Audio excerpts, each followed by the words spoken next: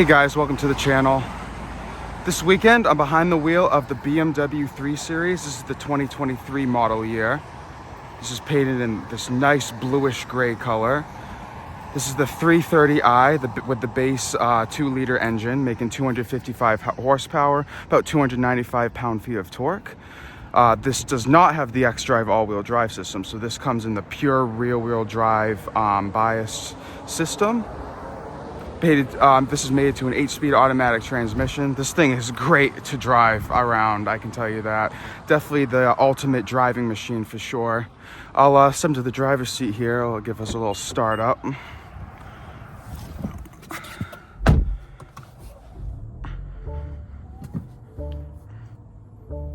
Yeah, so for the 2023 model year, BMW updated this. They made this a one consistent screen. Got your infotainment system here, and then you got your gauge layout here, but it's all one consistent panel of glass. This seems to be the new trend nowadays with car manufacturers. They also switched this, you know, they used to have the bump it forward and backwards to drive the whole, it was an actual lever, but now it's just the Volkswagen style, you know, backwards and forwards switch here. Show you guys the under the hood.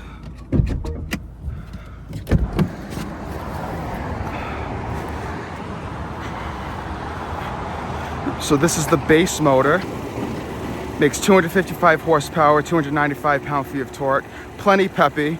Definitely if you step up to the M3, it's a lot more powerful than that, but this is more than adequate power for the average person. All right, show you the back seat as well.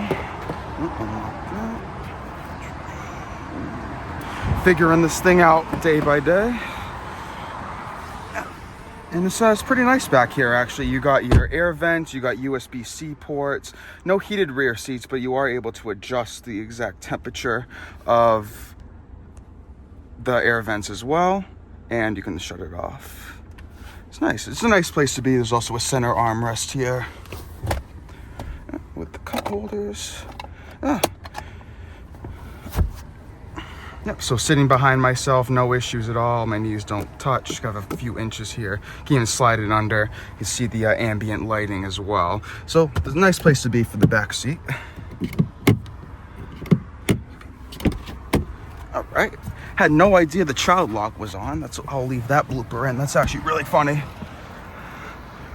All right, let's take this thing for a drive.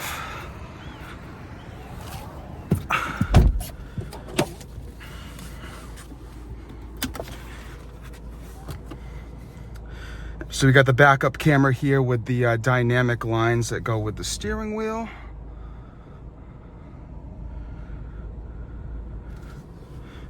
Bump that back into drive, and we're off.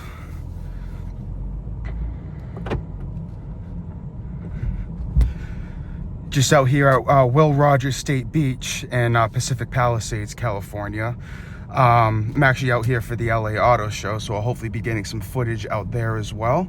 But I rented this off of Sixt Car Rentals, and this thing's been great. It's brand new, only has about 10,000 miles on it, and cannot complain at all. We'll take this down the Pacific Coast Highway right now.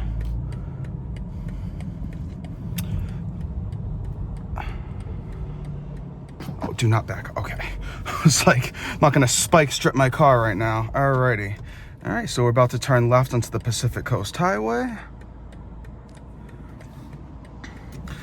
Have the brake hold function on right now. What's a little confusing about it is when the brake is holding, it says park. And I feel like that might, I was confused at first. I feel like that might confuse people, make them think the car went into park, but it's just holding. It's still in drive. Give us a little acceleration here. This thing has no shortage of power at all, even for the base engine with just the rear wheel drive setup, not even the X-Drive. Plenty of power. I will say the power sometimes comes on a little bit later than you think. You know, you're pressing the accelerator down fully for like a second or two, and then it comes on. So it can be a little bit daunting sometimes when you're trying to merge into traffic. But once you do get that power, you catch up really quick. You know, it's the type of car where you look down at the speedometer and that's not the speed you were expected to be going. You thought you were going a little bit less than that, but you know, that's a true BMW fashion, I would assume.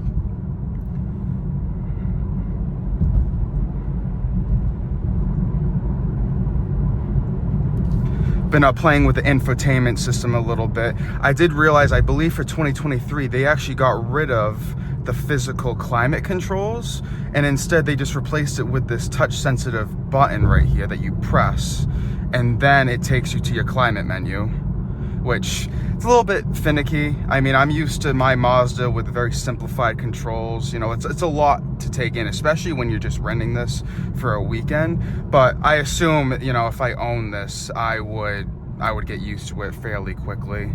But it's not a big deal. Definitely feature packed. Has the wireless Apple CarPlay and Android Auto, which is very nice. It connects immediately as soon as you step into the car. The sound system is great. For a base BMW 3 Series, I honestly see why these cars are fairly popular in the entry-level luxury segment, because it has that true, you know, German driving dynamics. You know, it's a quality car. The ultimate driving machine, as they say.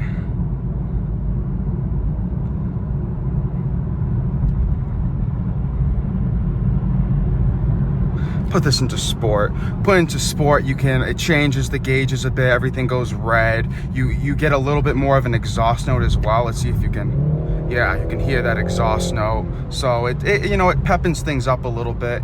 I feel like maybe it tightens up the steering a little bit, but not as much as I would think it would.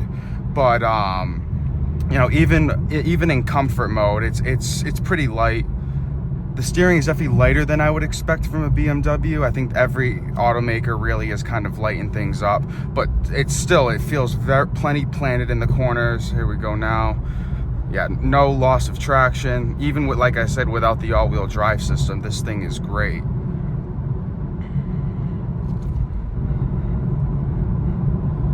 Definitely hushed.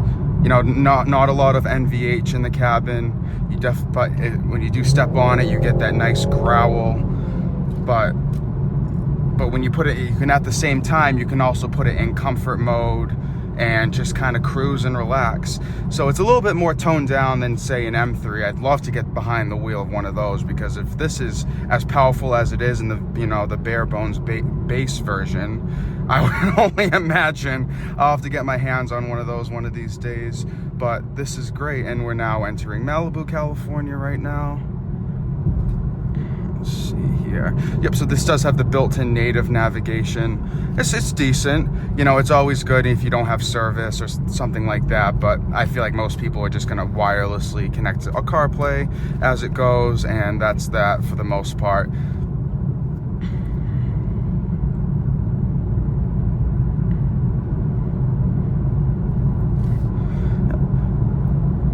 So this generation of 3 Series came out about 2020, and then they refreshed it with these new interior designs for 2023.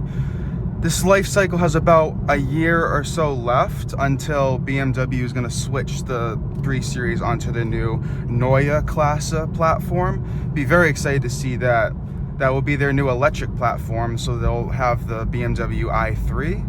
And I believe the platform is also modular, so it'll also accommodate combustion engines. It'll also accommodate hybrids, plug-in hybrids.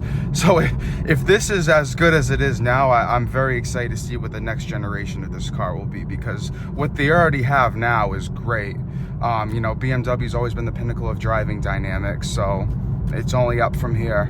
I'm very excited to see what's next for that.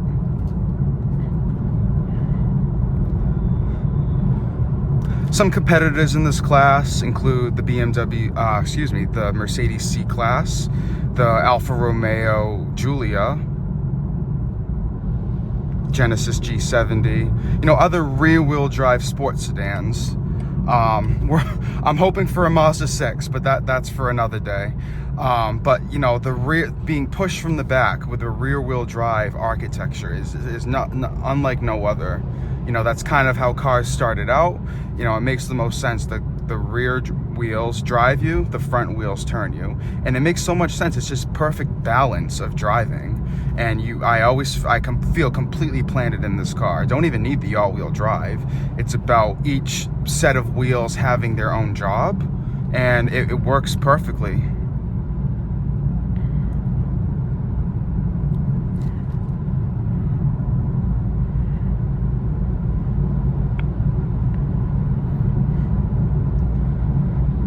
I believe this is mated to a 48 volt mild hybrid system. Don't quote me on that, but I believe it is.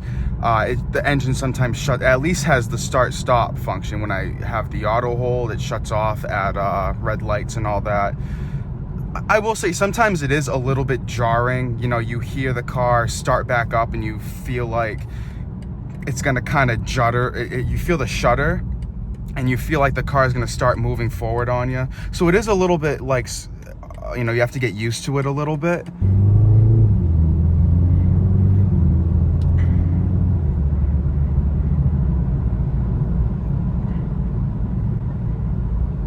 Lucky for me, I'm a decent enough driver, so I don't necessarily need all the safety aids and all that. But it is a little bit disappointing that the base BMW 3 Series doesn't come with adaptive cruise control. You know, it's not a requirement, but it's definitely good to have. You know, it's all, you know, once you have that traffic jam, you kind of wish you have it, but it's okay.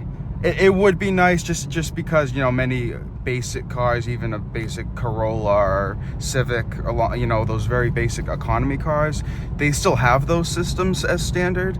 So it is just a little bit disheartening that, you know, the BMW doesn't include it. Maybe that'll change, but, you know, you're not buying the car for it to drive itself. You're buying it for the driving experience. So yeah, I definitely understand how, you know, the costs would be channeled elsewhere.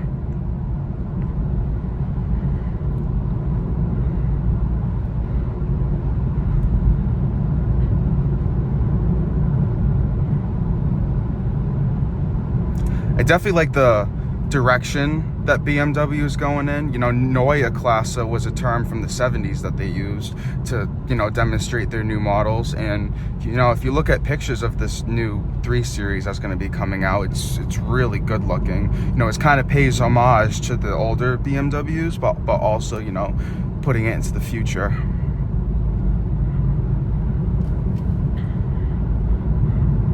Yeah, I feel completely confident driving this.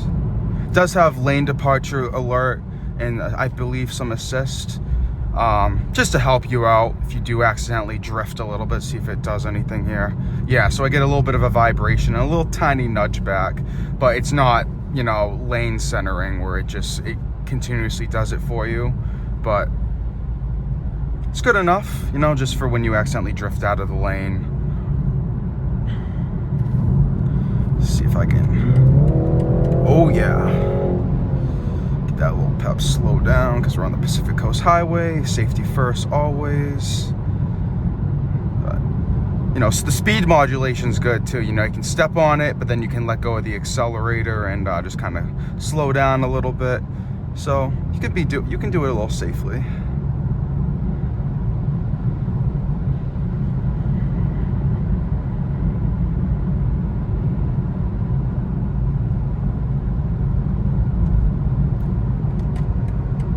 It does have the blind spot monitoring as well. That's definitely useful. You know, the little light on the mirror, just let you know there's a car there. Of course, always look over your shoulder, but you know, those technologies are useful at the end of the day, so can't hurt to have it.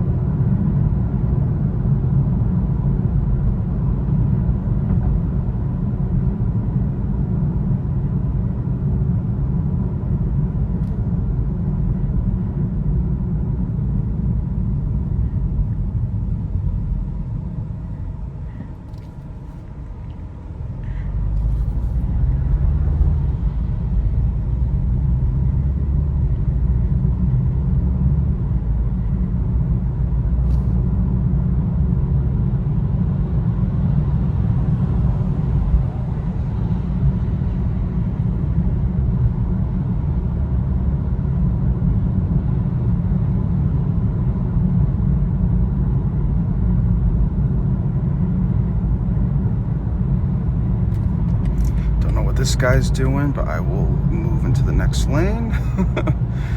What are you doing, Charger? I don't know. Yeah, this thing does have the speed limit warning as well. Luckily, it's subtle. I know some cars, they just chime and beep at you to slow down, but no, it's just a little flash, you know, be mindful of your speeding, but you know, you can still have a little fun if you want. So that's good. They kind of respect that aspect of it for now anyways, but you know, that's how it goes.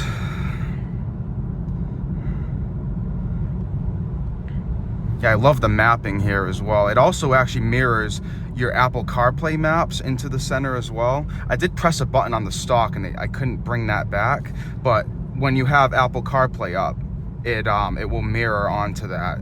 So you can just look right down here for your maps. You don't have to keep looking to the side, which is very useful.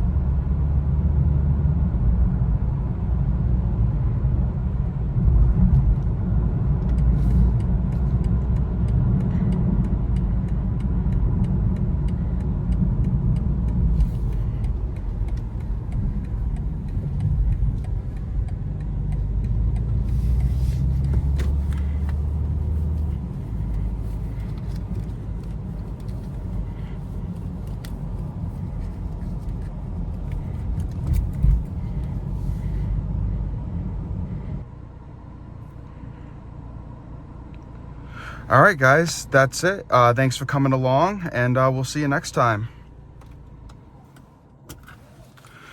So I think, yeah, this is part of the mild hybrid system, I believe. You know, the car stays on technically once you turn off the engine, and it lets you, you know, precondition and keep the climate on. And then once you open the door, then it shuts off completely. Does a nice little outro.